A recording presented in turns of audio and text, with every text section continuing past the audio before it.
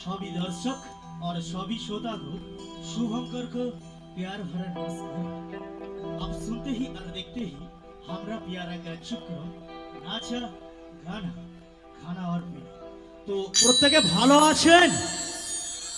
এত সুন্দর পরিবেশ, এত সুন্দর মানুষ, আজকের এত সুন্দর শ্রোতা, খুব ভালো লাগছে এই সুন্দর জায়গায় আসতে পেরে। বিশেষ করে এখানকার যে কমিটিরা আছেন অক্লান্ত পরিশ্রমে আজকের অনুষ্ঠানটা পরিস্ফুটন করেছেন, খুব ভালো লাগছে।